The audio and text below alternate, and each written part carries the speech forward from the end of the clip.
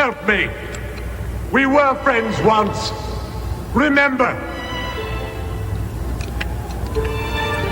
Hang on, Victor.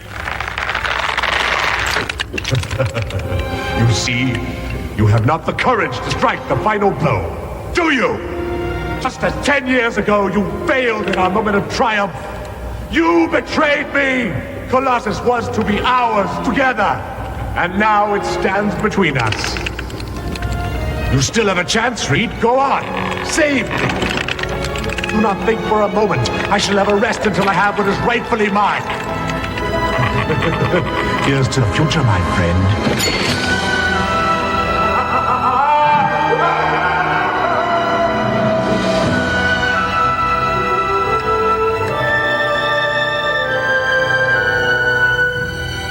Welcome to the Superhero Cinephiles podcast. I'm your host, Perry Constantine, and today I am joined by a new guest, and that is Logan Crowley. Logan, how you doing today? I'm doing great. Percival, would you rather be called Percival or Percy, or what's your favorite? Perry. Perry. I'll go with Perry. It's nice to finally meet you. I've actually listened to you a lot on Digging for Kryptonite. That was how I found out about your show and found my way in. And you're one of my favorite guests on there. You always have very insightful points. Well, I'm glad to hear that. Yeah, I have a lot of fun every time I'm on Anthony's show. We always have some good discussions. By the time people listen to this, I will have been on at least one other time because we are doing. I'm not sure when Anthony plans on releasing that episode. I'm not sure if I can even talk about it much more about like what the topic is or anything like that. But the most recent one at the time of this recording that's been released was the Our Worlds at War crossover, which was a lot of fun to go back and revisit. Oh yeah, that one was. I had those trades in elementary school, and I read them about to pieces. Wow. You're making me feel old now because I was like that was like the end of high school when I read those. Oh, wow. Yeah. I was born in 93. So. Okay. Oh, so it was about 10 years apart. Okay. All right. Yeah.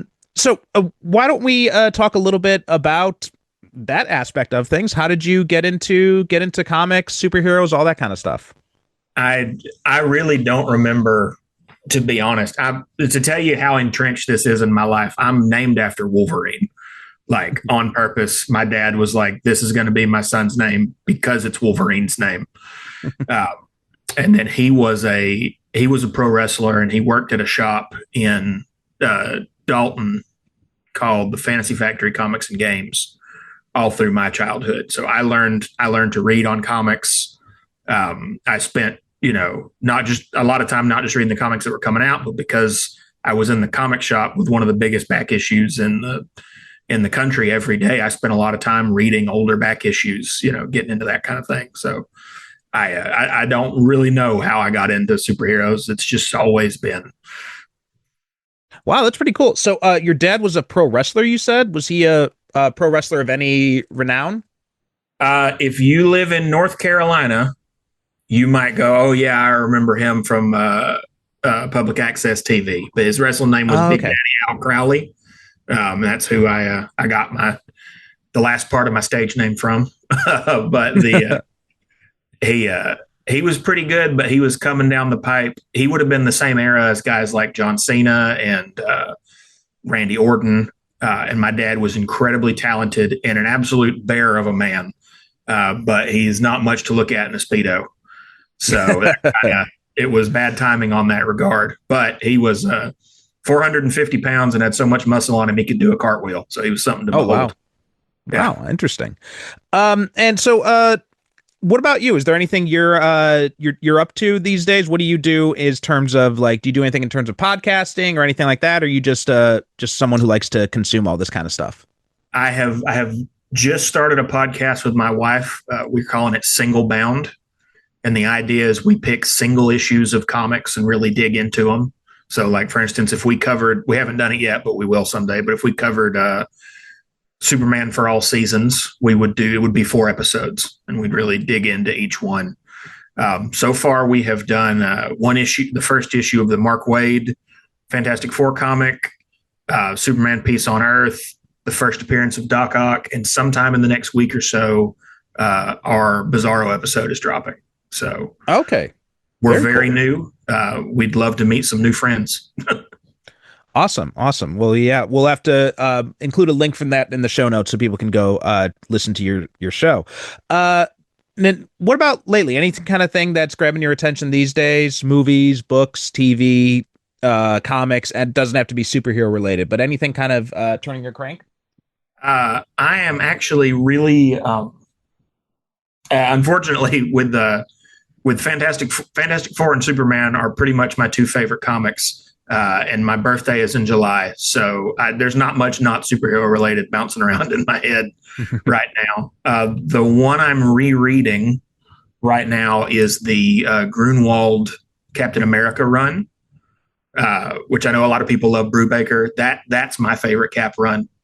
I think that is I think that Brubaker's run, while incredible, doesn't take as much advantage of the Marvel universe and who Cap is in that universe as Grunwald's run does. And it's probably been about 10 years since I went through it, so I'm just going through that again, and I'm having a ball. I think he's one of the most underrated writers in comics. Yeah, I haven't read his Cap run. That's one of the things that is on my list. But I have read his Squadron Supreme, which was, incredible for the time. And in fact, if anyone is listening to this, also listens to the Iron Age of Comics, they did a really good in-depth episode where they dove into that Squadron Supreme series. Oh, I love that series. Yeah, it was great. But my understanding of his Cap run is that it started out really strong, but then it kind of like flailed at the end because he was trying to do the 90s thing. So that was like when Cap was wearing the armor and everything like that, and he found out the super soldier serum was killing him. That is very true. Like a lot of older comic runs, there was less celebrity to it at the time. That's really like just a couple years after this. You have the image boom and Rob Liefeld is modeling jeans and stuff like that. So a lot of the older runs, they kind of, instead of artist being like, I'm going to leave, so this is a good block to read, you can tell Grunwald is still in the era where it's like, this is his job. And he's not going to leave Cap until the plane is out of gas. And that is definitely what happens with his Cap run, is you get a lot of Cap armor and Cap, and stuff like that towards the end that it didn't need. But the run up to it is still enough for me that the juice is worth the squeeze. Yeah, I'm looking forward to checking that out at some point. Also, just like Grunwald is also one of the, I think he found a way to make time travel make sense in the Marvel universe. I'm a big supporter of his rules of time travel, where every time you go back in time and you change something, it creates a new timeline, as opposed to as much, I don't want to bash anyone too much, but as much as I like Bendis's Ultimate Spider-Man and Daredevil work and Alias, I did not like what he did with the Avengers and how he just basically threw that whole time travel rule out. And then it just became a big mess after that. And the funny thing is, like, Grunwald's rules of time travel, when I was watching Avengers Endgame, I'm just like, oh my God, they did it. They went back to Grunwald's rules of time travel. And so many people don't get that. So I'm tired of people who talking about how this is my own mini rant. I'm tired of people talking about how Steve Rogers was always there as an old man in the main universe. It's like, no, he went into another universe because that's how the time travel works and everything.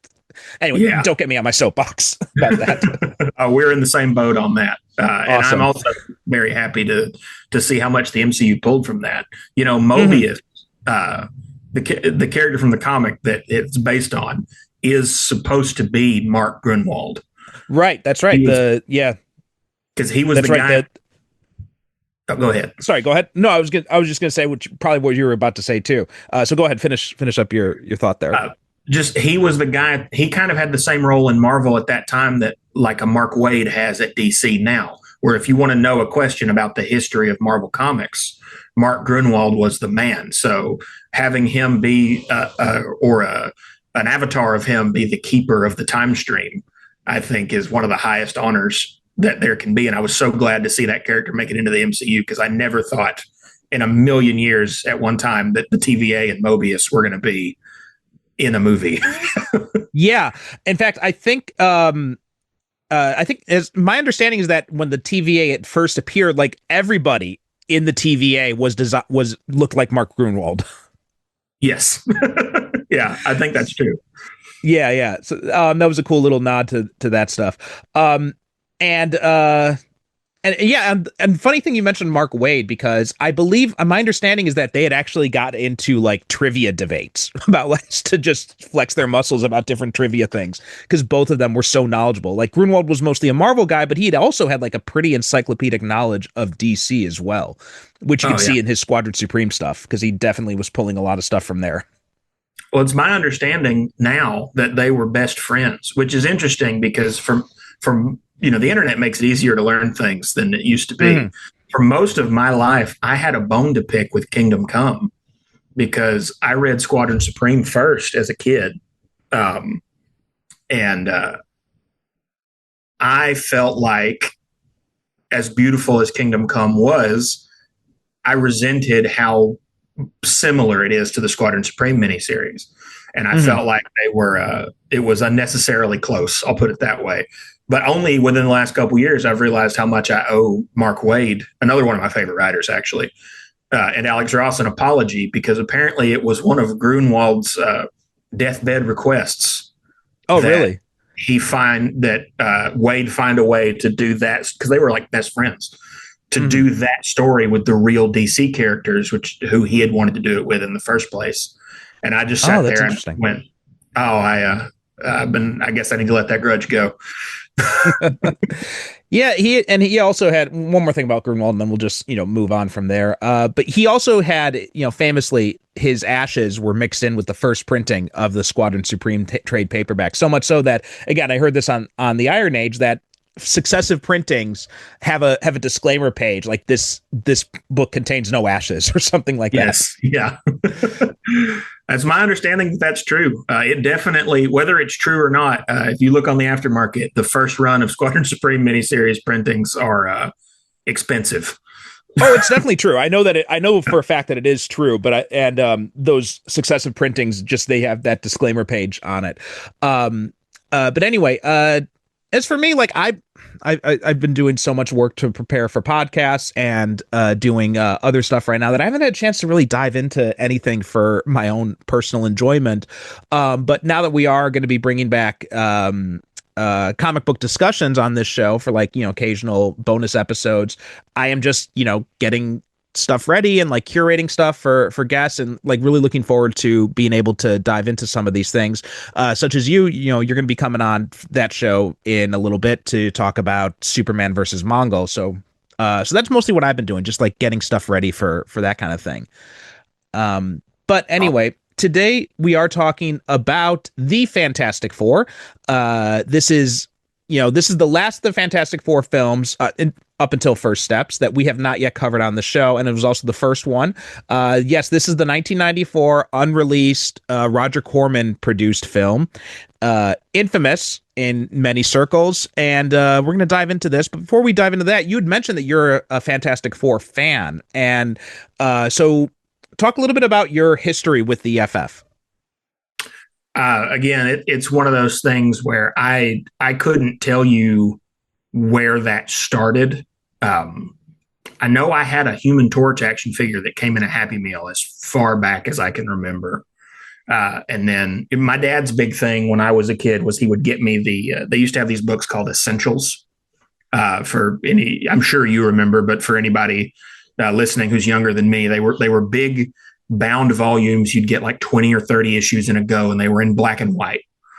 And I used to, my dad would get me those, and that was how I really met these characters first, because he felt like 90s and 2000s comics, particularly the X-Men, who were his favorites, were a little rough for what he wanted me to read at that time. And I think in some ways that backfired on him a little bit, because if you're going back to the Marvel age, the best comic is the Fantastic Four, I think, by leaps and bounds. So that essential Fantastic Four became another very well-loved book.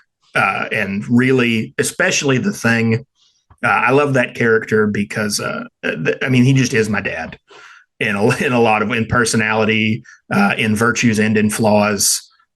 He very much is the same kind of guy. So the Thing was the one that I gravitated towards immediately.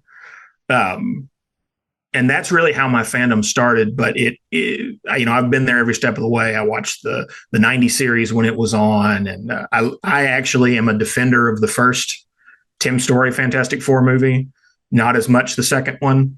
And while I would not tell anyone that this is a good movie in a vacuum, I am somewhat of a defender of this movie that we're going to talk about today. Do I think that it holds up to Sam Raimi's Spider-Man or the first X-Men movie? No, not even close. Would I hold it up to like the Hulk TV movies or the Captain America motorcycle adventures and the other Mutant X? I think it's way better than Mutant X. So my history of the Fantastic Four was I was never able to really get into them too much. I had read some of the original stuff back when I was a kid, getting into comics. I would raid my local library for anything they had. So there's some Fantastic Four stuff in there, like Origin of Marvel Comics, Son of Origins, Bring on the Bad Guys, that introduced like had the origin stories of a bunch of supervillains. So I had dove into some of those early stuff there, but it didn't grab me in the same way that like X-Men did or Spider-Man. So I can never really quite get into it. And there have been a few runs over the years that have, grabbed my interest. So Mark Waid, Mike Wieringo run that you'd mentioned before, that was obviously, a classic. I love that one. I dug the Jonathan Hickman one run as well, and I've kind of like dipped in here and there to a little bit. So I've read some of the Straczynski stuff, liked what I saw there. But it's just one of those things I just have not been able to really kind of clue into yet, although it's something that I do want to know more about. And so like I do have those Lee Kirby epic collections. So you're talking about the Essentials. I had that was actually how I started getting into the Claremont run, was the Essential X-Men collections.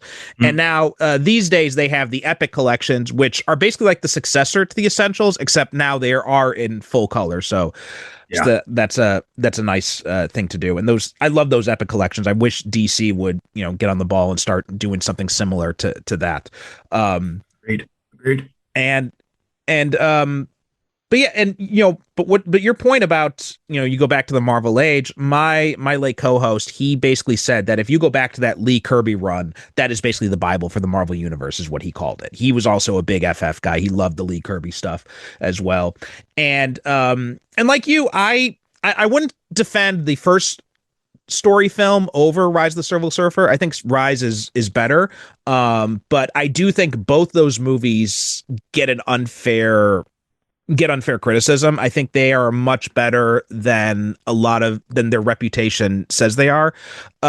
Especially I think Chris Evans and Michael Chiklis were on point from like the first frame they were in the first movie. They're pretty much perfect. Yeah. And I feel like Ian Grufford and Jessica Alba had a better showing in the second movie. They kind of found their footing a little bit more. And Alba, she was just, completely trashed by the director too, and that like they were focusing so much on her sex appeal, and like anytime she tried to bring any sort of emotion to the role, like Tim Story would tell her, you're crying too ugly, cry pretty, and stuff like that. So it was a lot of sexism on the set there.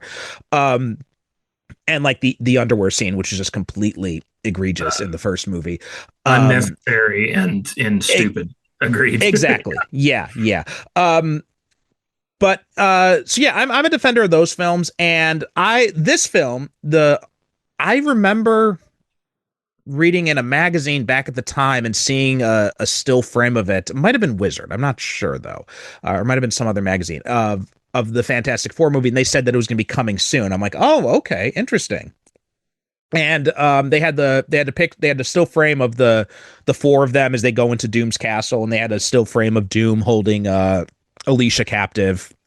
But that was kind of like the only thing I'd seen of it, and then never heard anything about it. And I just kind of forgot about it until one day I was at a comic convention. I saw that they had this VHS tape of the Fantastic Four.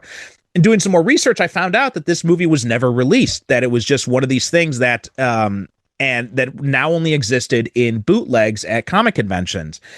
And it wasn't until I was probably around like in university that a friend of mine gave me a copy of it on DVD, and I'd watched it with some friends, and we just mocked it relentlessly. We thought it was terrible when we saw it the first time.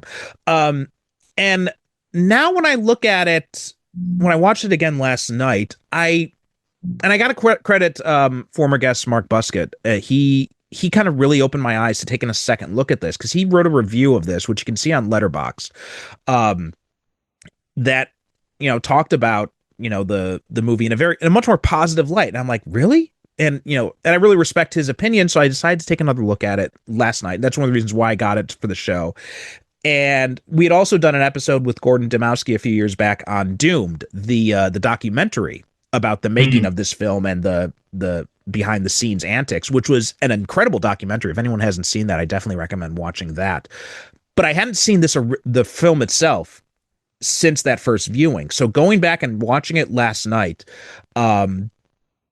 I mean, there are a few things that stood out to me. The first thing was, obviously, it looks like shit. I mean, there's just no getting around that. And part of that is the nature of the release, because, and Ole Sassoon said this in the documentary. He said that, if we had been able to do like a proper mastering of this film, it would have looked a lot better. But what you're looking at was like a VHS transfer from the negative, which was then transferred from VHS to VHS to VHS. So it's just like the quality has continuously degraded over time with this movie, and that's why it really looks terrible. And even taking that into account, though, I question how good it would have looked even if they did have access to the negative, because this film only had a budget of $1 million. So when did you first find out about this movie? So I think the first time I heard about it was in Wizard magazine. When I was a kid, they did an article that was like the worst superhero movies ever made. And this was in it. Probably would have been somewhere right before 2005. And a friend of my dad's had a copy of this on VHS that he had bought from Dragon Con in Atlanta. His name was Trey Tate. He's no longer with us, but he was a great guy. But Trey, like yourself, actually lived in Japan for a while. He was an English teacher. And I don't know what your profession is, but he was an English teacher in Japan. So Trey had bought this movie in Japanese, which didn't bother him. So the first time I saw it, I didn't have any idea what anyone was talking about. I was probably 12 or somewhere in that neighborhood, but I was just happy to see the Fantastic Four. And then the second time I watched it was probably just a couple years ago with my wife. I will say I did not like it as much this time as I did that time.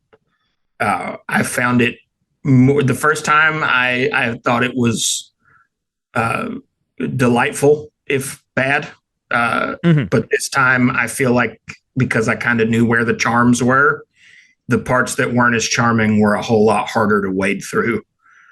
But again, I'll still take it over Mutant X or a dozen other superhero properties that were adjacent to it.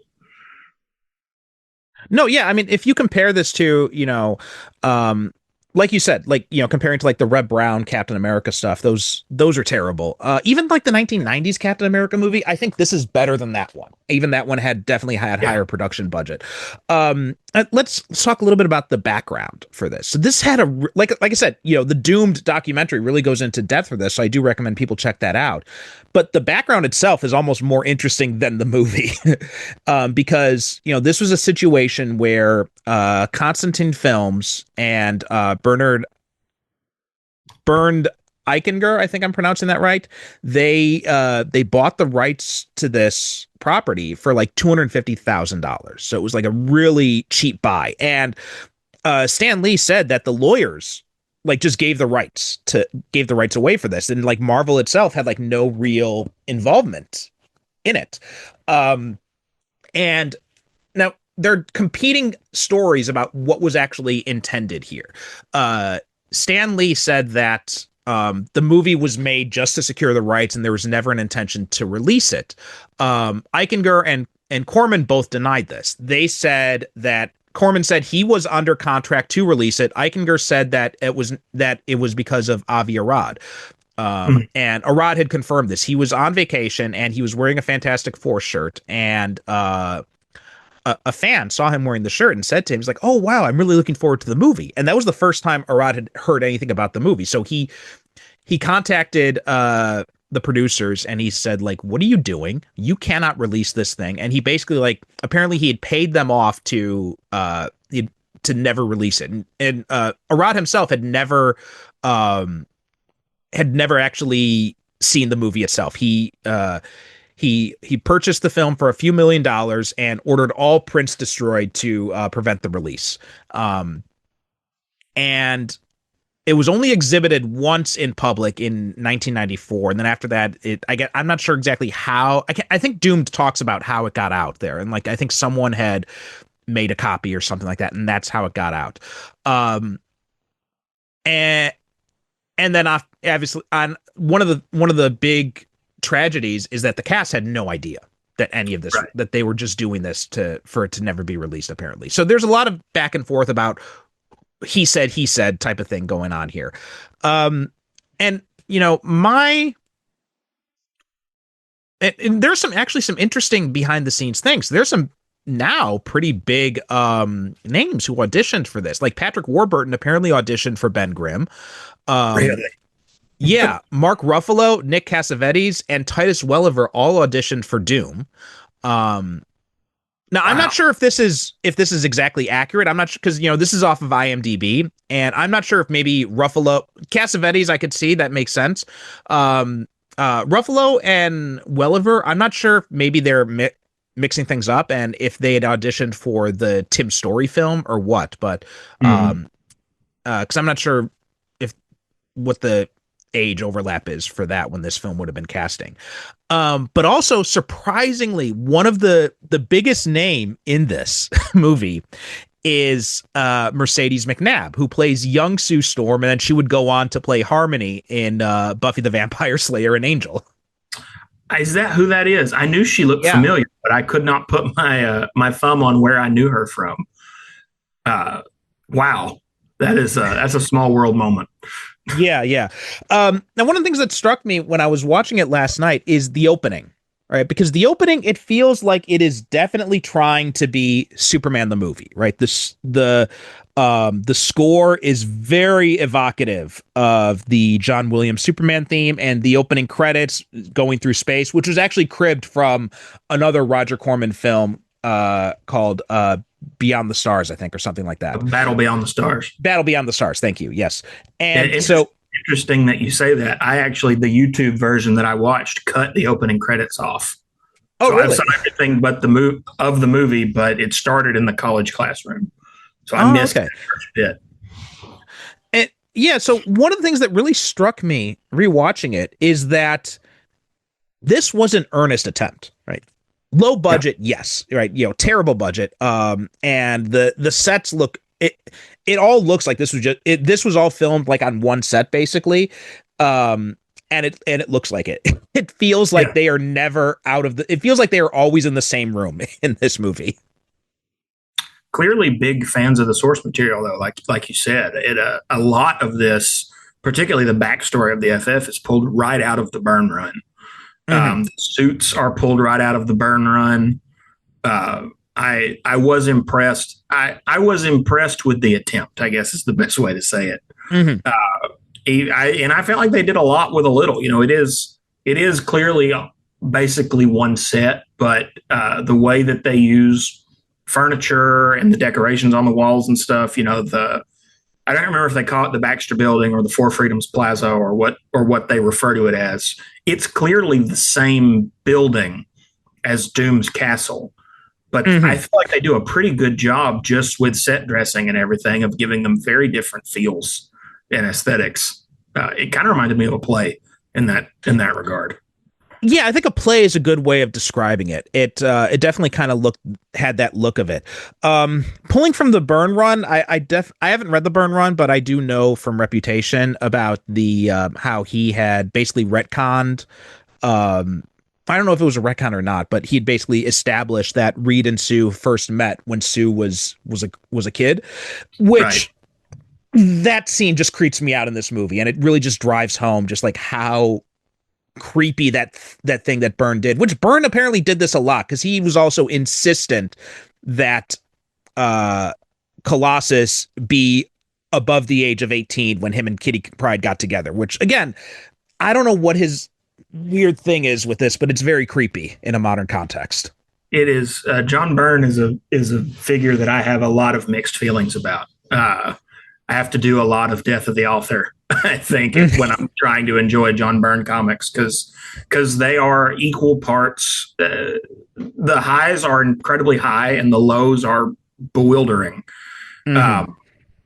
I will say I do feel like this in this movie, because she's supposed to, from the Byrne run, she's supposed to be like 15 or 16, and Reed is supposed to be like, he's in college, but he's like 19.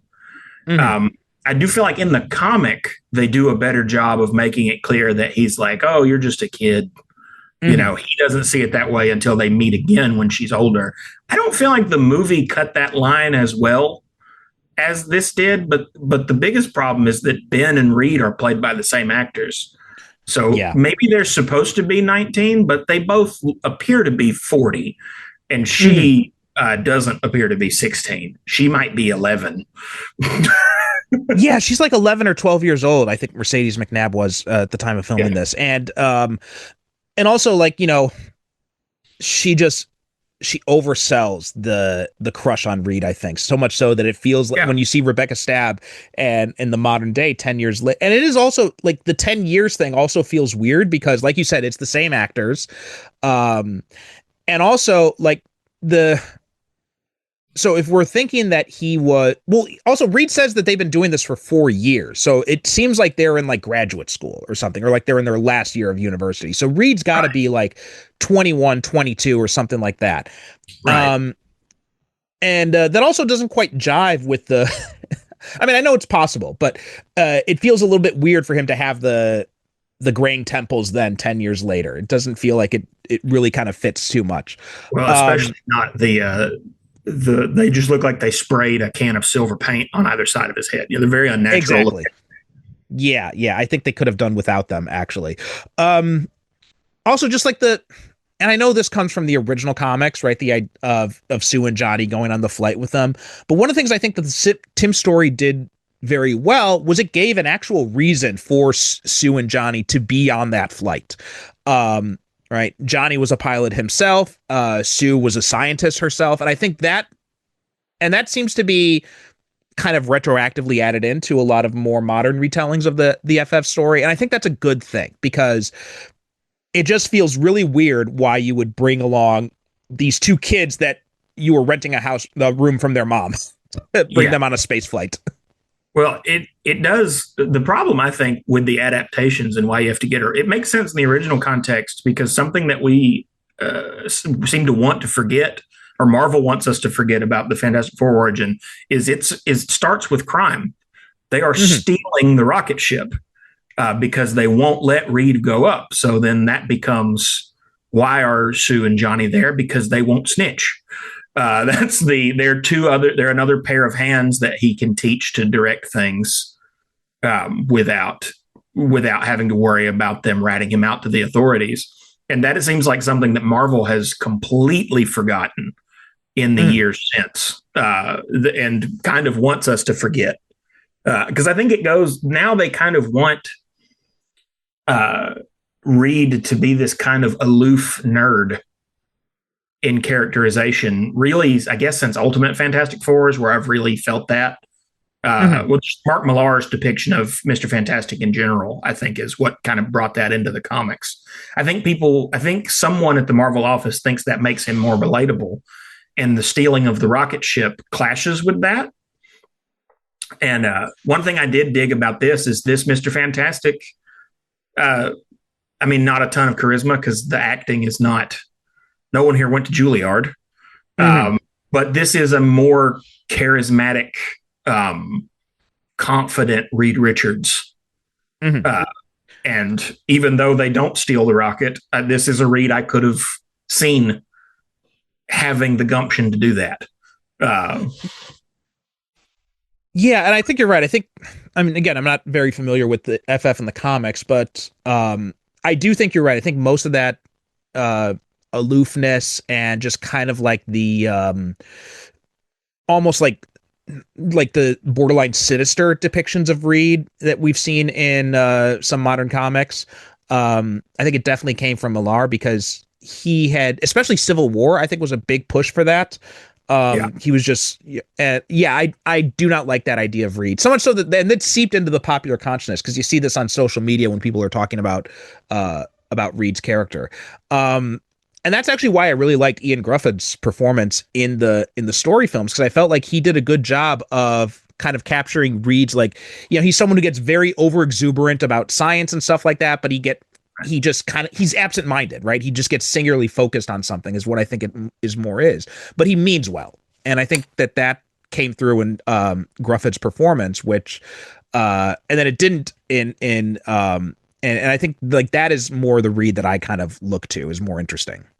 Yeah, no, I agree. And I think I love the speech in Rise of the Silver Surfer where he's talking about I stayed in like a good little nerd. Mm-hmm. And now I'm not going to do the whole speech, but basically now you're coming to me for help. That if there's one Mr. Fantastic moment,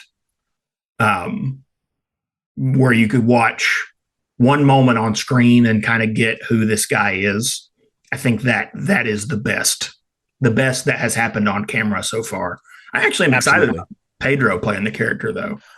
I am too. Yeah, he might not be the sort of platonic ideal of Reed Richards that I would have in my head, but I really like that looking at where the money was spent on this cast. Like with the last movie, I feel like the money was spent on Ben and well, not the last movie, with the Tim Story movies. The money was spent on Ben and Sue and Ian Griffith, and I'm sure we're mispronouncing his very Welsh name to some level. It seems like every time I try to say his name, I'd say it wrong somehow. Like he's like a real life Mixelplick. but I think that he was sort of an afterthought and happened to go very well. But the script kind of felt that way. I'm hoping, looking at where the money was spent on the cast in this movie, we're going to get a really good Reed with a script that really cares about him. That's the thing that makes me the most excited about Pedro is he's not going to be the fourth build guy.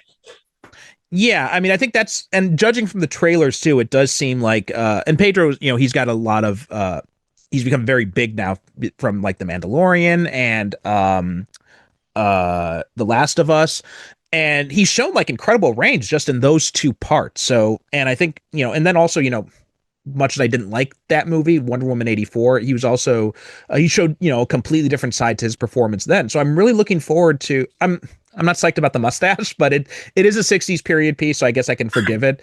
I'm someone who I prefer the bearded Reed Richards myself. I think I love when they brought that look in. I'm glad to hear you say that because the mustache is my biggest. I just, as much as a Fantastic Four fan as I am, if you tell me that Reed Richards is clean shaven, I buy that because Reed Richards could be a guy who gets up in the morning and does a very quick shave so he doesn't have to worry about it. Or if he has a beard, that's perfect too, because Reed Richards could be a guy who gets up in the morning and doesn't have time to worry about his beard. He's not a guy who's going to be poorly groomed, but the thing that bugs me about the mustache is I just cannot picture Reed Richards finally trimming taking the time out of his day to do it. It seems like the kind of thing that he would be baffled by. He's like, I could fold space into a quarter in the time that it takes me to even up this mustache. So I'm hoping that what they're doing is they're using that. Well, I know what they're doing. He looks like Walt Disney. That's what's going on with that. I'm pretty sure that city that he's in, the whole movie looks like Epcot and Tomorrowland. So I think there's a little bit of cross marketing there. But I'm hoping that means that after Secret Wars, when they inevitably Crisis on Infinite Earths, this whole thing, which seems like what they're going to do, they'll differentiate the Reeds by the new one will not have a Tweedly mustache. Mm-hmm. Yeah, that's a good point. That makes so much more sense because I was wondering why they would do that, and I wasn't sure if it was maybe Pedro had the mustache and he didn't want to shave it, or and he had, he has enough clout where he could demand that. But I guess, that makes a whole lot of sense, especially when you look at the '60s aesthetic, and it does. have those kind of like Walt Disney Tomorrowland vibes. So, oh yeah, that's really fascinating. So I'm curious to see how they're going to work that all in there. Ever have a situation where you want to watch something on Netflix, but it's only available in another country? Or are you nervous about using public Wi-Fi networks without any protection? Then what you need is a VPN, or virtual private network. A VPN is essentially your own superhero mask that protects your device's secret identity from prying eyes. In these uncertain times, protecting yourself on the internet is more important than ever to prevent your data from being sold to the highest bidder. But free VPNs don't offer the security they promise, so a subscription VPN is best. I've been a loyal user of ExpressVPN for years. It's got fast speed, great support, and is very easy to use. Just install ExpressVPN on your device or Wi-Fi router, click a button, and you've got instant protection.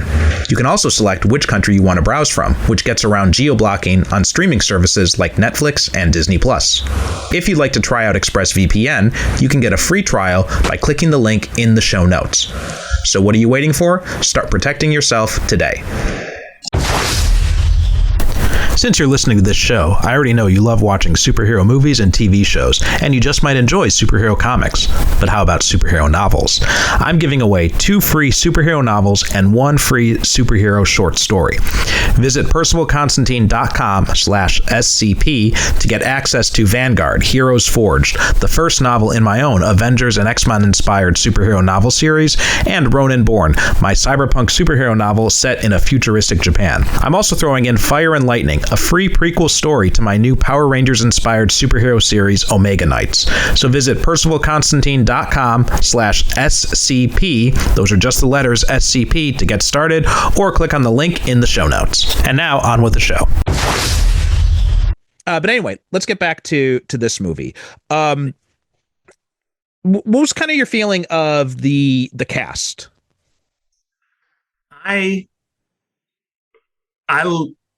Well, I'll start positive. The actress who played Sue Storm, and I hate to say that the names of all of these actors, I read them 2 hours ago and I already don't remember them, and I apologize profusely because I can tell, however mean whatever I'm going to say is going to be, you all absolutely put your backs into it if you happen to listen to this, and your passion makes me very happy. Sue is the only one that I would have kept if I had a magic wand with this movie. I think that her performance is actually very good. I think it's good enough that it could have been in any version of the Fantastic Four. And I think that she has the look of Sue Storm. Vanessa Kirby might be about to nail it too. I got to see her in the movie first. But I think that of the Sue Storms we've had, she much more captures the ideal Sue Storm in my head, which is she is very pretty, but she doesn't necessarily have to be a Jessica Alba. Mm-hmm. She doesn't necessarily have to be a character who is defined by her sexuality the way that she was in those movies. But I also don't really like the way that Kate Mara, not necessarily her fault, played a very cold Sue. And I want to see the new one before I make a decision. Vanessa Kirby could also be about to knock it out of the park, but I think that this Sue really met all the things that you want out of a Sue. She's very affectionate to the team. She clearly is the personality that keeps them together. She's the one that one of my favorite moments in this movie is when Ben comes back and she runs and hugs him. And there is no reticence because he's a monster or any of that. That's a very Sue Storm moment.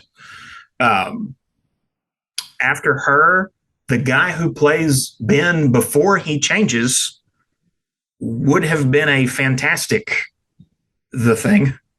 He does pretty good. I like the moment where he's playing video games with a young Johnny, and I like when he meets Alicia Masters. And actually, one of the moments he doesn't talk, but he acts it really well, is when he saves Doom in the lab at the very beginning. I think that he portrays that look. He just with a look, he tells, he says to Reed, like, I told you guys not to do this, not to trust Victor, and I think that that's one of the best moments in the movie. But a different actor portrays Ben after the transformation. And he suddenly, somehow the cosmic rays gave him a more over the top accent. And it just doesn't work after that. Mhm. I think that the way the thing is portrayed afterwards, after his transformation, and Reed both don't really hit they don't really hit what they're going for. Doom kind of weaves in and out. At moments he's a pretty good Doom, and at other moments he's way too over the top. And then the kid playing Johnny is just really awful. I'm sorry to say. Again, I'm sure he's doing his best, but he is about unwatchable. Yeah. Yeah. No, I echo a lot of that. Like Rebecca Stabb, and she seems like the best actor of the bunch out of this, and she's had a pretty pretty robust career. In fact, she was recently on Superman and Lois. She played the Cheryl Kimball, Gretchen Kelly, the woman who seduces Sam Lane. Wow. Yeah. So she got another bite at that apple. Yeah, Michael Bailey Smith, not to be confused with the podcaster Michael Bailey. But he also did a pretty good job. And I think I would actually put Alex Hyde White. I feel like the script doesn't do him a lot of favors, but I think he does a pretty decent job with what he's given in it. But Stab is definitely the best one of the bunch. And Joseph Culp plays Doom. You know what the funny thing is when I was watching the documentary, and it has him, in the modern day, I feel like he looks more like a Doom-like figure now than he did back then. And his voice, I think he's got a good voice for it, especially now. But one of the biggest problems is that there was no voiceovers afterwards, right? There was no what's it called? ADR, I think. Yeah. So there was no ADR. So when he's speaking as Doom with the mask on, that's literally him speaking on camera on the set. So that definitely hampers his performance because it can be difficult to hear him a lot of times. I meant to mention that because he also was told that there would be. So he's not, his performance a lot of times, he just needed to make a sound of the right cadence. So a lot of those times where he's really over the top or goofy, I feel like it's hard for me to get mad at him because, at the beginning, when he's out of the mask, his performance is pretty spectacular as the younger Victor. And if he had a chance to ADR this, who knows how good it could be. And it might have been something similar with The Thing, because I think if they were going to do ADR, I imagine that they would have asked Smith to do the voiceover too, instead of having Carl Ciarfalio is a stuntman. He plays The Thing. Yeah, well, my understanding from the documentary, though, is that we do have The Thing's ADR done. We just don't have. Okay. Because I believe from that rig, you wouldn't be able to hear him. I'm sorry. I don't believe you'd be able to hear him through all that. The suit, the Ben Grimm suit is fascinating to me because it almost works in so many different ways, but it never, like the facial expressions, it feels like they could have, if they'd taken their time a little more with the facial expressions and matching them to the dial. And maybe that part is, maybe the ADR was slapped on very quickly or something to that effect, but I wasn't on set. I could have that wrong. Maybe he is just bellowing from inside of that thing, and that's what we've got. But there's just all these random moments where he'll be talking and his eyebrows are just twitching. And I wasn't on set, but I'm like, I feel like you could have done, with a little patience, you could have done more with that. Yeah, I'm not sure if I can't remember. Do you remember from the documentary? It's been years since I've seen it. But did they have any animatronics with the facial movements? Yeah, it basically is the same, as I understand it, from the neck up. And it's also been years since I watched the documentary. So someone who watched this yesterday is probably going to be shaking their fist at the screen at some point with this. But as my understanding is, from the neck up, it is the same crew that worked on the Ninja Turtles movies, or at least the same technology. But then the budget got kind of pulled out from under them. So the neck down was a different crew, I believe is the case with that. And you can kind of tell because he's got like he has a very interesting potbelly sort of look to him that doesn't quite fit I want my ideal Ben Grimm to be barrel chested, but this has a very strange distended look to it that I don't think you would have gotten with a little more care. Yeah, the suit itself, it looks good in isolation, right? If you're just looking at like in a picture or something like that, it looks fine. But the problem is when they're on the set, when the suit is moving, you can see that it is clearly rubber, right? Because the way it folds, and you can notice that around like the pivot points, and the animatronics. Yeah, it does have kind of like I did think of the Ninja Turtles movie. Unfortunately, yeah, I'm not sure what happened there with the budget because it is not as seamless as it was with the Turtles. Like the way that it's almost like the lips are having a spasm. Right. Yeah.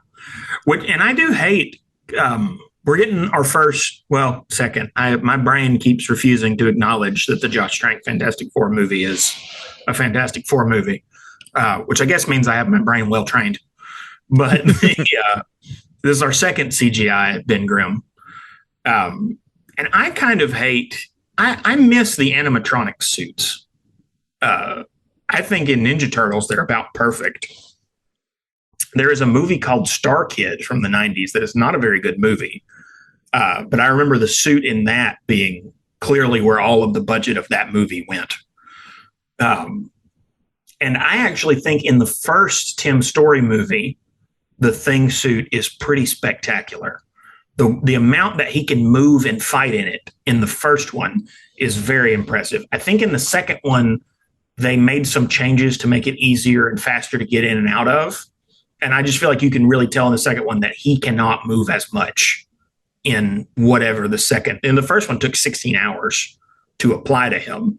I think in the second one, you can just tell that he's much stiffer. He's really only getting movement out of the Thing from the elbows down and from the neck up in that movie. But I think the Thing is a character that those animatronic suits, just as a rule, I think will probably lend you better to what you want that character to be than CGI. Because one concern I have about the new movie is, they have him in this big sweater, and I can only assume that's trying to cut down on animation. Mm-hmm. And I think from the toys and some of the other stuff, we're going to get something like from Fantastic Four #3, where at some point he's going to tear out of that thing and go, I can't stand this monkey suit. But even still, if you had a suit that was just there and you could film it with a good actor, I think Chiklis was great. I just think I think somewhere in the next couple of years, we're going to see a backswing on we got really sick of the animatronic suits in the 2000s. I think that we're probably going to see a renaissance of them sometime in the next 5 or 6 years. Mm-hmm. Yeah, I'm looking at the images of Chiklis in both Fantastic Four and Rise of the Silver Surfer. I think what they did was, because there was a lot of criticism of the Thing makeup in the first movie, I remember, especially like the brow, because he didn't have that kind of like pronounced curvy brow. So they did try to enhance the brow in Rise of the Silver Surfer. His face I'm a defender of that of Chiklis's makeup. I thought it worked pretty well for what they were doing. I don't know though. I think looking at the trailer, I thought what they did with Thing in the trailer looks amazing. So I'm very impressed with how they were able to do it. It looks much better than what we got in what they did with Jamie Bell. Oh yeah, absolutely. And if he is in a ton of this movie and looks as good as he looks in the shots in the trailer the whole time, that would be fantastic. The only thing that worries me is that he's going to fall into that kind of box the Hulk has fallen into, where it seems like the Hulk is appearing in less and less in the MCU. And when he is, it's very quick spurts and he doesn't change outfits. And some of that is a rights thing, but some of that is, it seems like Marvel is constantly picking the characters who are people or picking them out in their human forms now more than they are picking them in CGI. and I worry about the Thing. If you tally up his minutes in this movie, if he's only in 20 minutes of this movie, because for budget reasons, I'm going to be disappointed. But if they if they put the money in to keep him looking that good for an entire movie, then Godspeed. Yeah, I'm curious to see how they'll do that. That's a good point too. Yeah, I mean, your point still stands though. I think the idea of using more practical effects when you can is not a bad idea, right? I do think there are definitely some instances when it can work very well. On the flip side, though, we did have that with the X-Men movies, and they constantly were shifting Beast out of the makeup anyway, and so we got that aspect too. Like Jennifer Lawrence, how she just suddenly after she became famous, she suddenly developed an allergy to the makeup. Oh yeah, well, Nicholas Hoult steadily, and I guess he says he's experimenting on himself, so we should have believed him, because he steadily shifts from being a beast in First Class to being in the Blue Man Group by the time you get to Dark Phoenix. Yeah. But going back to this movie, and you'd mentioned Jay Underwood. I agree. He is definitely the worst of the bunch here. His youthful exuberance never comes off as anything more than completely irritating. And it's not like Chris Evans, I think he did a great job of like capturing that arrogance, and and the interaction he had with Chiklis was amazing. That relationship between the two of them, that was perfect. That was vintage Ben and Johnny right there. There's none of that in this movie. Like, no. You don't get any sense of that kind of like, sibling rivalry type thing between them at all. Yeah, I think the 8-year-old or whatever that plays Johnny at the beginning does a better job bantering with Ben than the grown-up Johnny does when they're playing video games for a minute. I think that moment is the closest you're going to get to Ben and Johnny in this movie. Yeah, Philip Van Dyke played him there. Yeah, I agree. He was much better than I made this joke several times, but we had Chris Evans played Johnny Storm in the Fantastic Four movies. The films didn't do well. Marvel gave him a second chance and let him be Captain America. Yeah. Then you had what's his name? Michael B. Jordan. Michael B. Jordan, plays Johnny Storm in the Josh Trank Fantastic Four movie. Didn't go well. Marvel gives him a second chance. He's Killmonger. And I just imagine like Jay Underwood is just sitting by his phone, just like, any minute now, they're going to call me up. Any minute now. He'd have to be Arcade or somebody. Who he reminded? Have you seen The Room? The famously horrible movie. Yeah. Yes. Yeah. Starring and directed by a vampire whose name is escaping me right now. Tommy Wiseau. Tommy Wiseau. There's a air quotes kid in that movie that acts like a child, but is clearly like a 20-something-year-old man. He's very creepy. And this Johnny Storm actor continuously reminded me of that character. I can't imagine. You talked about why would you bring them in a rocket ship? I cannot imagine specifically why you would bring this Johnny anywhere where his behavior could affect your life. How many times in this movie does he just set his hand on fire and then panic, despite the fact that he's done it 5 times? Like, you're fireproof. Chill. Yeah. I also didn't like that I guess they did it just for time reasons, but the fact that they said that Doom is already a monarch of Latveria at the beginning of the movie, and because in the comics, my understanding is that Doom took over the country himself, right. And I think like that makes it a lot more, makes him much more powerful. Makes him much more powerful. Makes him more intimidating. Makes him more powerful as a character than opposed to he was just already a monarch. What's interesting though is, and this has to be a coincidence, no one could have or would have done this on purpose. His seeming backstory and characterization in this movie matches very closely to the maligned goat legs Victor Van Dam that was in Ultimates. And in that version, he's born a nobleman descended from Dracula, whose dad is kind of forces all of these expectations on him, and he's sort of this he is very smart, but he's constantly sort of let through despite his mistakes because of his nobility. And he's also very petulant and he throws tantrums. And I did think while I was watching this, I was like, wow, this is a fascinating coincidence. I mean, he's a pair of cloven feet away from being that same character with all the same things I don't like about it. It may not have actually been a coincidence. Maybe Bendis and Miller were pulling from this movie when they did that. They decided, oh, let's try this version instead. That would be fascinating if that was what they decided. It would make sense because, you know, both of them, you know, started off as fans, so they would have likely been exposed to this in their fandom. So so I could see that happening. Or, you know, just doing research in preparing to write Ultimate Fantastic Four, and they said, well, we got this version of Doom here. Here's a way to set them apart.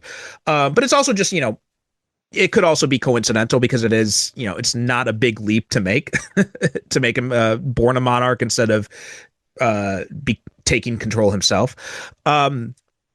We also have the jeweler in this. And this one was obviously supposed to be the Mole Man, but he wasn't part of the rights that the producers had, so they couldn't use the Mole Man. So then instead they created the jeweler. And I don't know, I feel like this character is completely unnecessary. How about you? And my least favorite part of the movie. There are some really unnecessary sexual assault allusions with them. A couple of times he demands to have Alicia Masters taken to his bedchamber and stuff, and then she's not rescued in the next few minutes, that I felt like this movie didn't need at all. And it is, you know, there's a lot of the other flaws of this movie that I will let go because I feel like there is a universe where with just a little more money and a little more time in the oven, this comes out as like a Power Rangers quality superhero movie for kids that they enjoy and adults have an all right time tolerating. And that subplot is the one thing in it that is like, no, this makes me think that's not what you were going for. And you just, because this is very adult and dark and weird and unnecessary. Yeah, I didn't like that either. I definitely had that idea too. Also, the Alicia Ben relationship doesn't feel, it feels like that's something that happens because it happens in the comics. I never buy any sort of connection. Whereas with and you talked about the Tim Story film and Miles Teller and what was her name? Who played Sue in that one? Kate Mara. Kate Mara, thank you. I got the first name. I was blanking on the last name. Miles Teller and Kate Mara, they have zero chemistry in that movie, right? It's just like they never work, and also Mara had to deal with a lot of shit from the director too, which was because he wanted a different actress, and the producers were pushing for her. But you know what? The interesting thing is, I actually buy Alex Hyde White and Rebecca Stabb. Like the first moment they see each other, I buy their chemistry. I buy that, Hyde White is actually struck by her. And I think they do a really good job of that. But whereas with Ben and Alicia, the thing that kind of made me weirded out was like they don't know each other, but when Ben is presumed dead after they go up into space, right? She's like, oh my God, it's Ben. I'm like, you don't even know who he is. Yeah. She's just fallen in love with feeling of his face.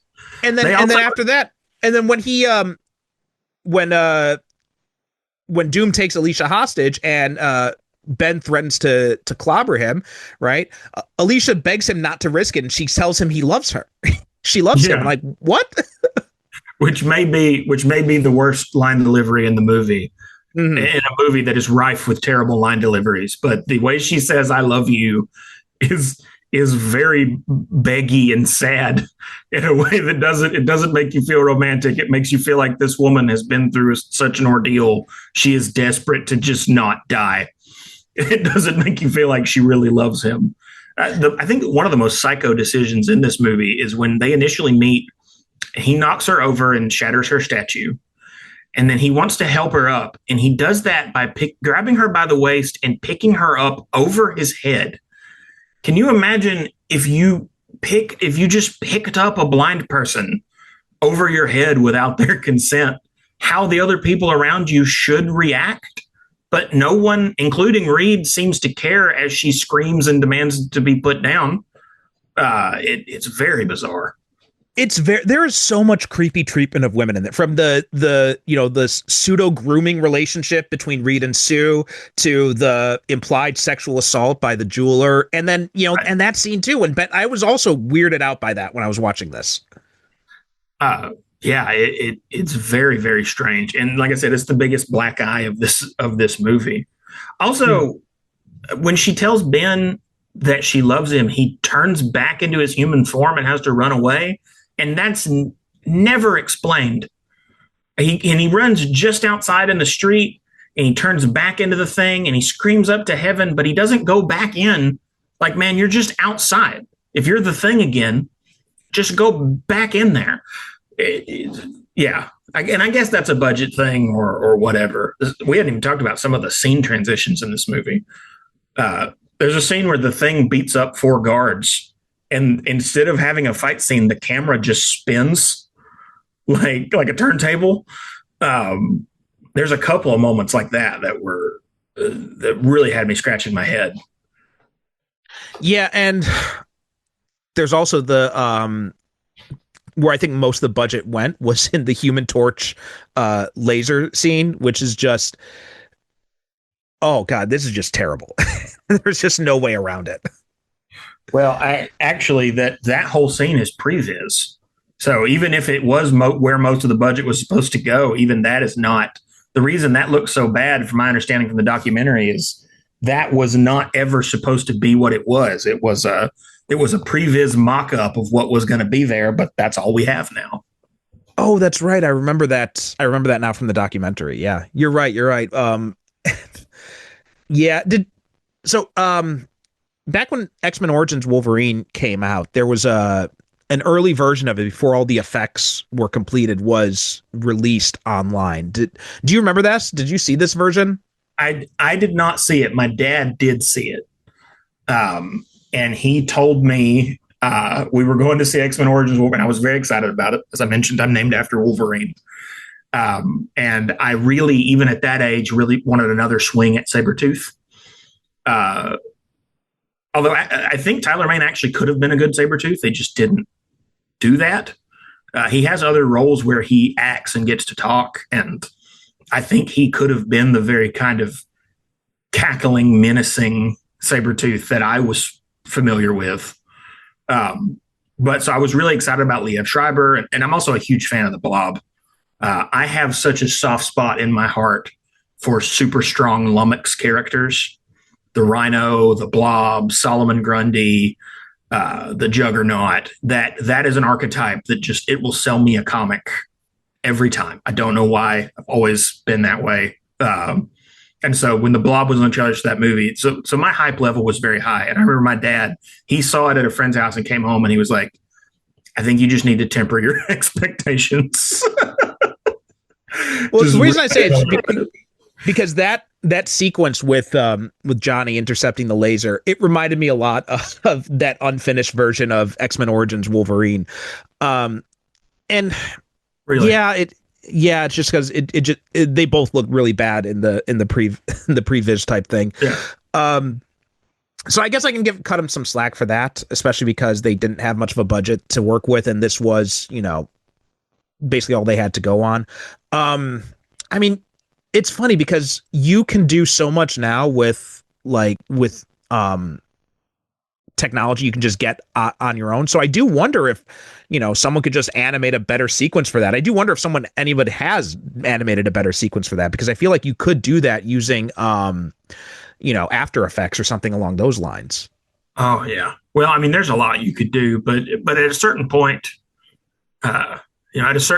art becomes what it is. I feel like changing this movie would almost be like I don't know, replacing, painting over part of the Mona Lisa. or something like that. It. Not sure if that's the best comparison, but I just mean that like this is such a perfect time capsule of this. Part of what makes it beautiful, almost like The Room, is that it is this fracas. It's not. I wouldn't if you fixed all the things that were wrong with this movie. I don't think I'd tell anybody to watch it now because you'd still be left with kind of a tepid 90s TV movie. I think all the things that you want to suggest to people are like the weird transition where Doom comes back into the room after his henchmen have fought them, and I think he says crap or something like that under his breath. like, oh man. I thought for sure they were going to win. Something else too about this is that apparently Rebecca Stabb said that they didn't have time to do like any rehearsals. So everything you're looking at is basically the first and only take. And I think that also hampers the performances a lot as well in this. And so I feel like if they were able to do some rehearsals, they would have been able to iron out a lot of these defects. That makes me want to take a moment and apologize to the guy who plays Reed then, though, because I feel like if that's the case, you probably could have got a good Reed Richards performance out of him. Actually, being positive again, I feel like a couple of the moments with him and Ben just being friends are pretty good. The moment where he meets Alicia is weird, but when they're going up the stairs afterwards and they have a little bit of banter and some of that, I could do with a little more of that in some of the other depictions of Ben and Reed. I think that friendship, being a friendship, is super important. Oh, it is. It absolutely is. I agree completely, because one of the many problems I had with the Josh Trank film was that the friendship between Reed and Ben doesn't feel genuine at all. It just feels like Reed is just using this guy. Yeah. Yeah. That movie is like, it almost feels like someone tried to make a Fantastic Four movie, making the wrong decision every time, just to see what would happen. I think the only thing in that movie that I think is at all defendable is Toby Kebbell's Dr. Doom performance, and even then, he is so hampered by the script, by the movie, by the costume.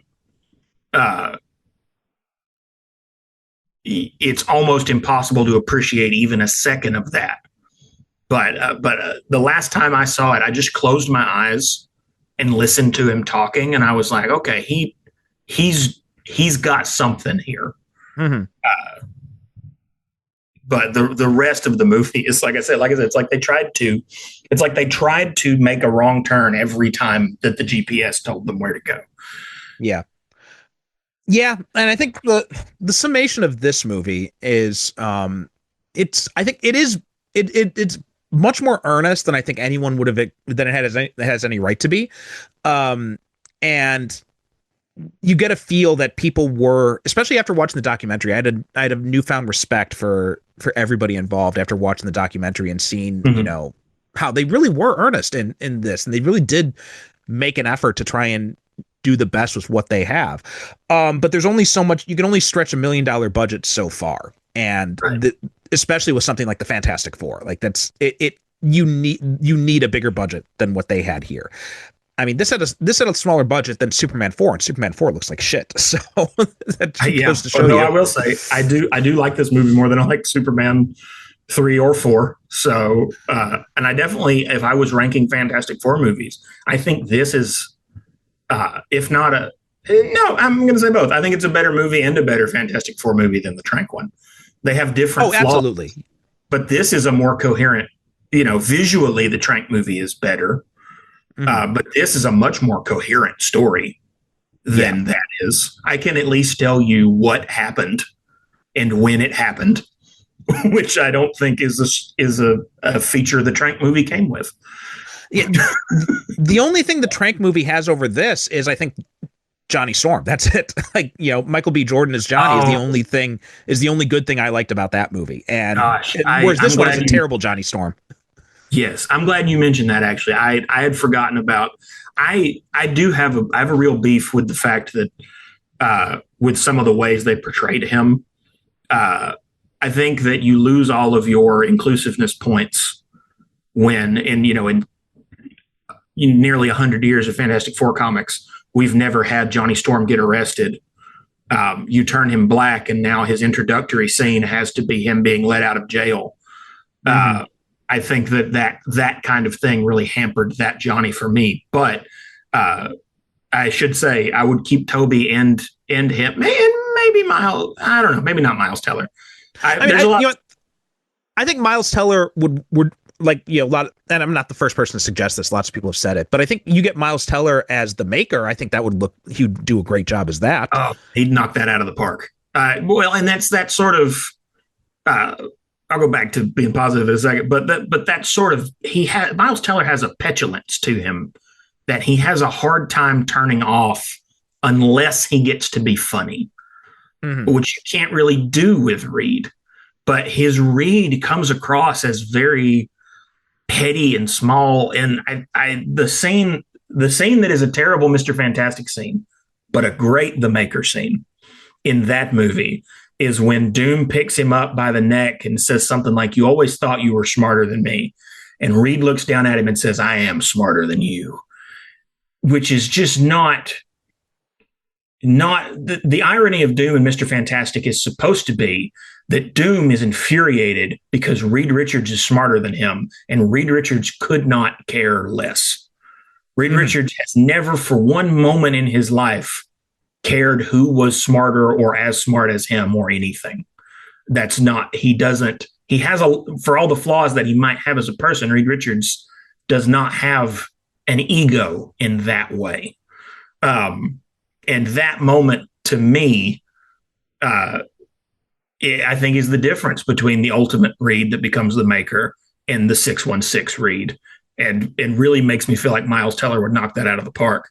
But Michael B. Jordan could have been a good Johnny Storm in any case. The only thing I wish with that is if you were going to turn Johnny and his father black, why was Sue not also black?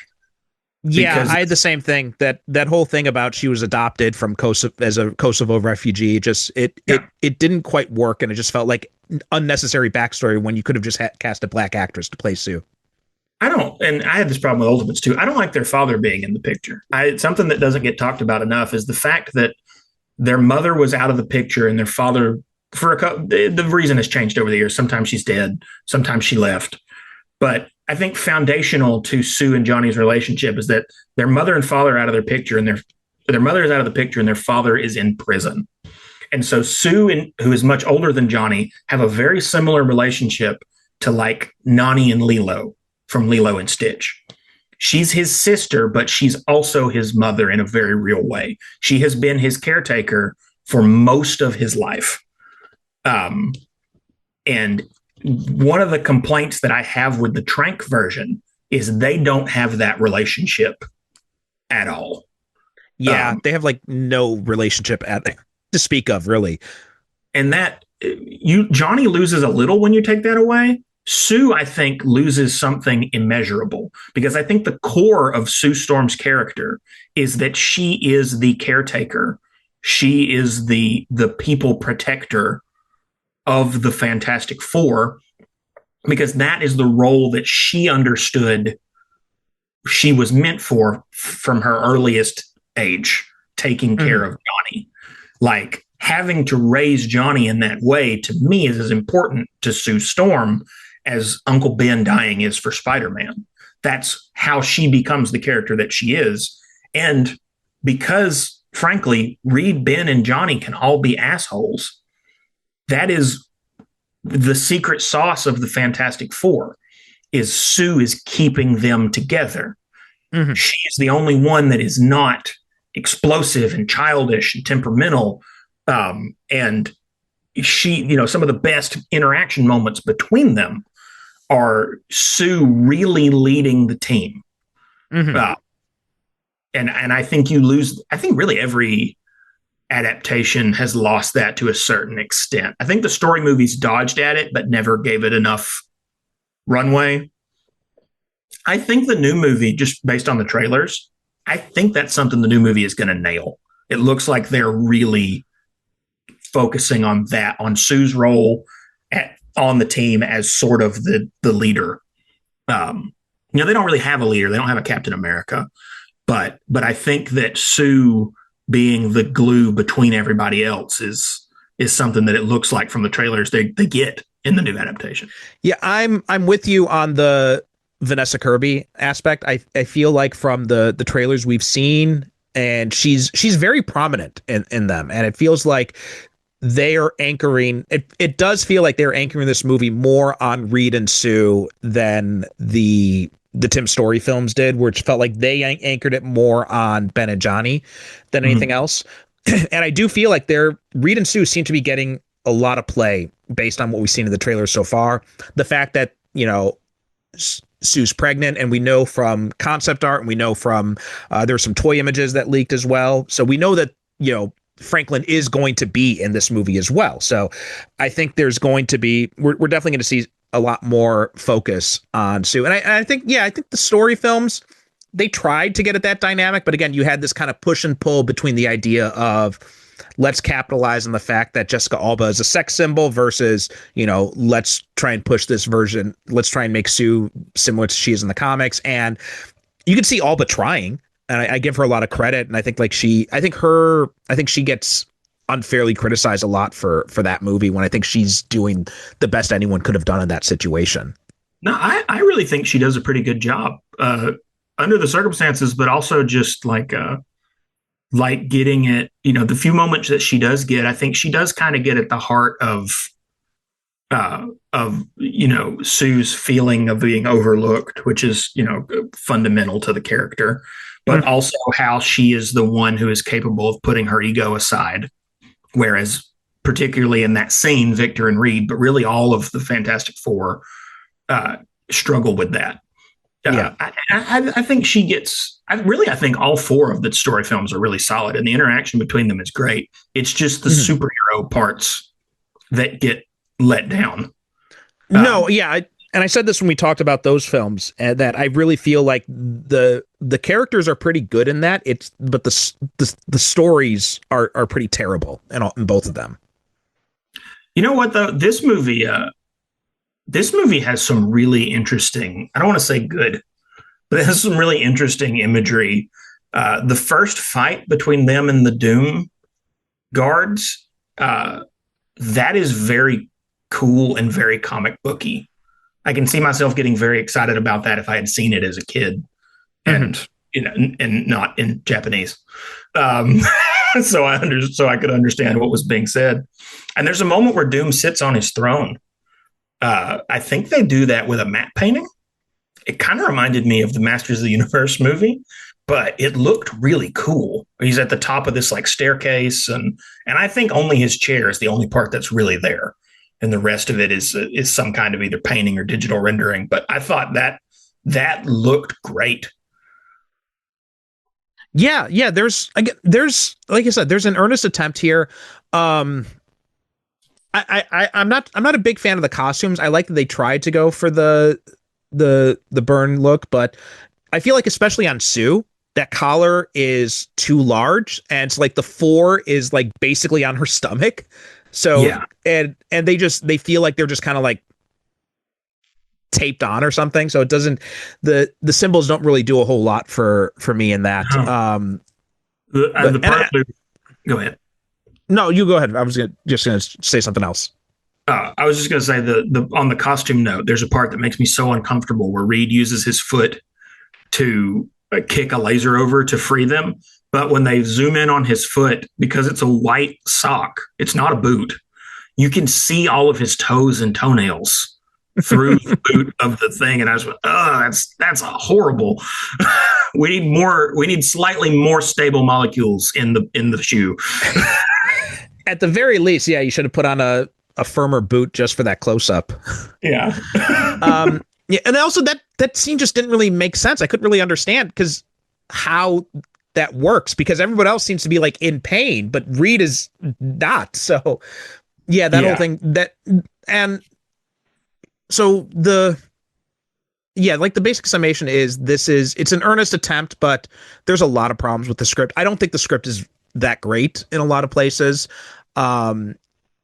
It's very similar to the Tim Story films. Actually, the first part of the script actually works pretty well, but after that, it just kind of, when they're trying to get into the superhero side of things, that's when nobody seems to have been able to figure out what to do next with any of these movies. Yeah, this is a complaint of this movie, is a complaint in all the Fantastic Four movies that have been made so far. But as we're getting further into superhero-dom, I'm realizing that I think in some ways the 2-hour movie is just a poor medium to adapt a comic book, a serialized comic book into. And I think we're really starting to see something has got to give. Because I think a lot of people are realizing, especially with the MCU, that while they like some of the stories that they're telling, when they look at characters' whole arcs, they seem very strange and off camera because they just don't have time. The Professor Hulk happens off camera. Suddenly in Brave New World and Thunderbolts, both of which are movies I like, by the way, suddenly we have Mr. Barnes Goes to Washington has happened off camera at some point. And that, I'm not going to say that someone who is confirmed to be both a brainwashed Russian and not Soviet and Nazi asset couldn't be elected as a congressman in the United States. But you're going to need to give me like 3 or 4 episodes letting me know how that went. America did elect a Russian asset and a Nazi as president, so and he's not unrepentant. So there's that aspect too. Yeah. At least Bucky was being brainwashed at the time. Yeah, well, fair. You know what's funny to me? And this is way in the weeds, but I haven't seen anybody notice this yet. They talked about AOC on the She-Hulk show, and now Bucky is the congressman from Brooklyn. And I don't think that they realize that they have had him depose AOC in the MCU now. No, my headcanon is that AOC has now deposed Chuck Schumer as now a senator. So that's what I'm banking on. All right, I like that. I'm gonna keep that.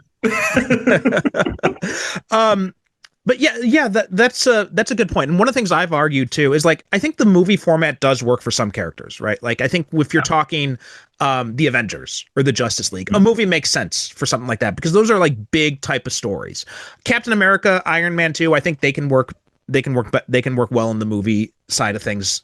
But when you start getting into some of these other characters, like I feel that one of the best things they could do with the X-Men actually is to do like a 10, 12 episode Disney Plus series or something where you can dive into the character relationships. I actually thought the Gifted TV series did an excellent job with that.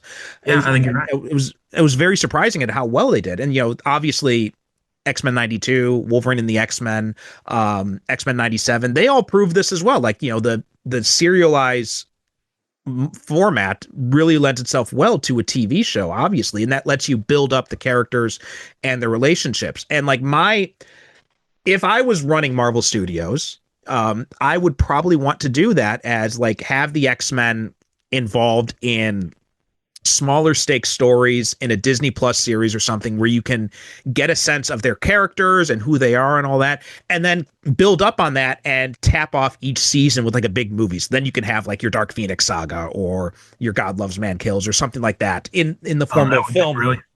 Yeah, I think that'd be a better idea to do it. Or also Spider-Man, as much as I've liked pretty much all the Spider-Man movies to varying degrees, but I feel like one of the things that gets lost in the Spider-Man movies is that whole Peter Parker Spider-Man dynamic and just like all the relationships, because I mean, Spider-Man is basically a soap opera. And I think more than the X-Men and Spider-Man more than any others, I think would really lend themselves better to a TV show format than they do in a movie format. Yeah. Superman to a lesser extent as well, I think too, because there's so much in these Superman movies, the Clark Kent side of things gets lost. And I think that, Superman and Lois showed that that's a great way to do Superman is by doing it as a TV show instead. Well, and like we said, I think that's really where the Fantastic Four suffers is you're just, kind of bringing it back to this is like what really made them great and what made them popular is the kind of cerebral, interpersonal part of this team. That was what people had never seen before. And also just the weirdness. And I think that's really where the story movies fell down and this movie falls down, for different reasons, I think. But you really have to lean into the weirdness of what they're dealing with for the Fantastic Four to really knock it out of the park. And convincing a movie studio to both A, take the time to let people talk a lot to build up those interpersonal relationships, and B, put aside their blue sky beam and robot army to do a really weird, quirky, cosmic idea like I'm drawing a blank right now. Fantastic Four villain with the Psycho Man, like the Psycho Man who has a sword that controls your emotions and stuff like that, or really, really doing the Inhumans and all of their bizarre. We live on the moon and have intersquid marriages and all kinds of stuff like that. You know, convincing a studio to put $200 million behind that is tough. I think the new movie's maybe going to do it, though.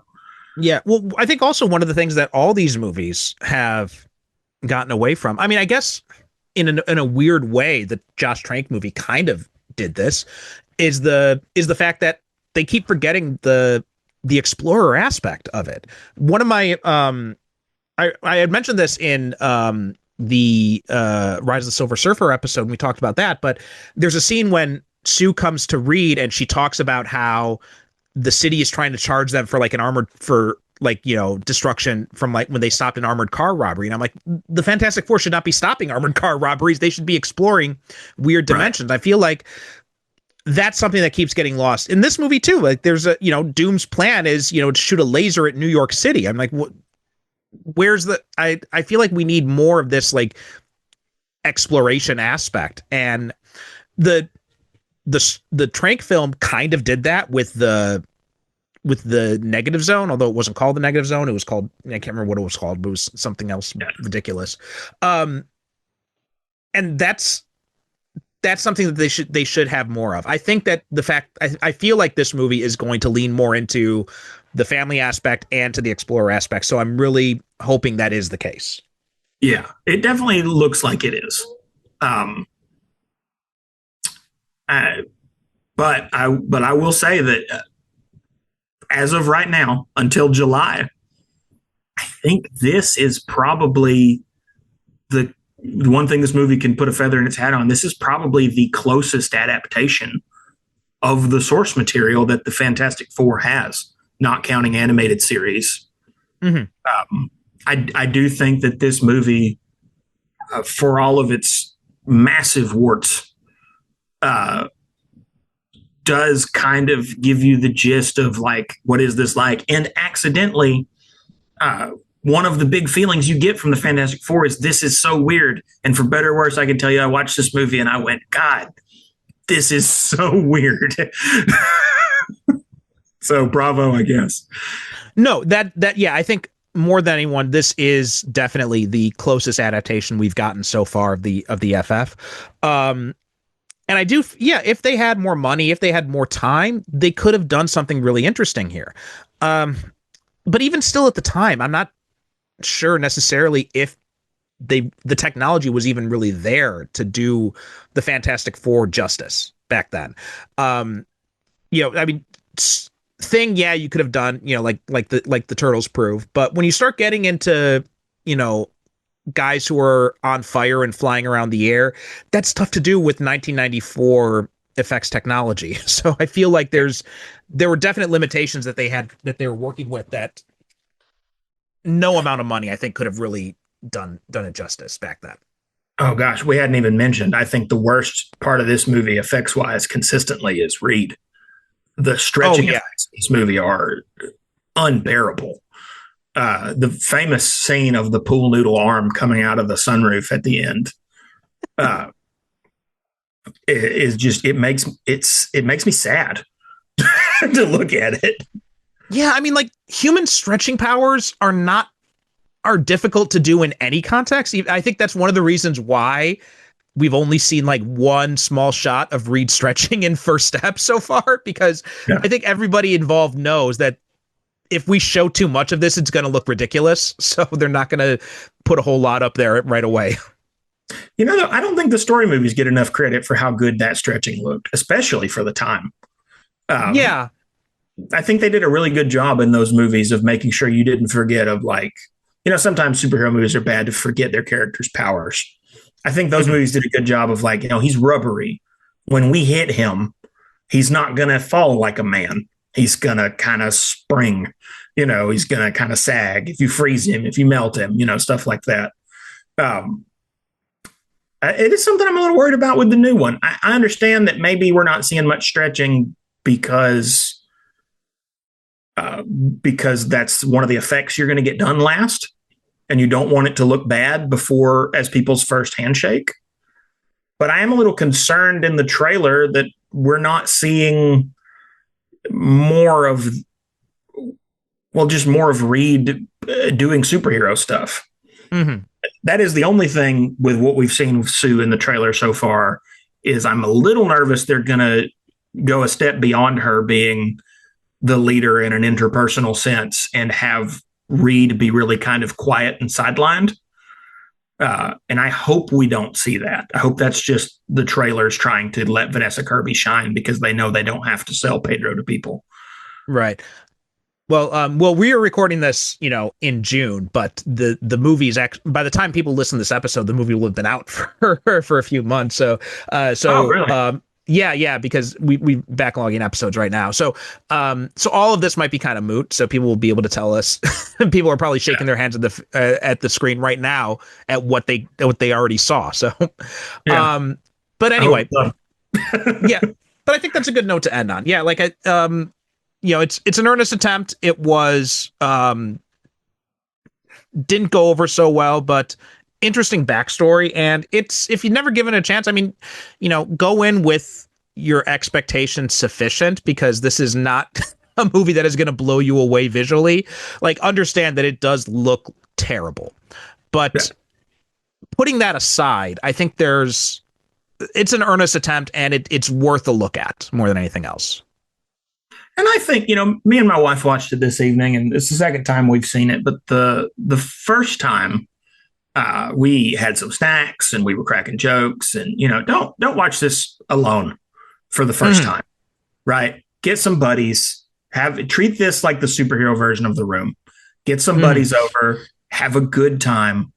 If you miss a line, you don't have to rewind it. Don't worry, you didn't. Right. You know. But definitely give this movie a shot. In no small part because I think you will suddenly, if you haven't seen this before or other superhero movies like it and you watch it, I think you will suddenly get a lot more out of the Marvels and Ant-Man Quantumania and some of the other things we have now, where some people will go, oh, that's terrible. And I just want to be like, man, I watched Captain America ride a motorcycle for 30 miles an hour for 10 minutes, just panning to different camera angles. You don't know what you have. All right. Yeah, I agree. All right. Well, that's a good note to end on. So, Logan, why don't you tell people where they can find you?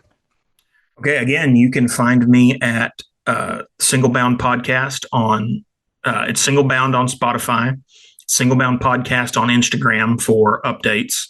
And we are getting the YouTube channel off the ground. There's only one video up right now. We're trying to, but it's going to have the podcast episodes there too. But Spotify right now is the best place to find us. Okay, great. So people go check that out. We'll have a link in the show notes.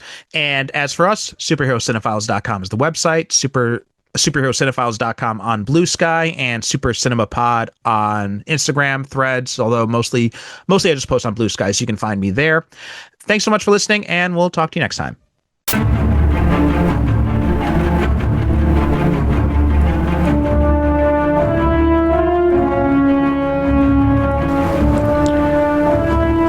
Thanks Thanks for listening to the Superhero Cinephiles podcast. Superhero Cinephiles is produced by me, Percival Constantine. The show is created by myself and the late great Derek Ferguson, our host emeritus. Visit us on the web at superherocinephiles.com to listen to past episodes or find out how you can be a guest yourself. Support the show by visiting our advertiser links or click the Buy Me a Coffee link on the website to make a one-time donation. We are Super Cinema Pod on both Instagram and Blue Sky, so please be sure to follow us. We'd also appreciate if you could rate and review the show on Apple Podcasts and share us with your friends.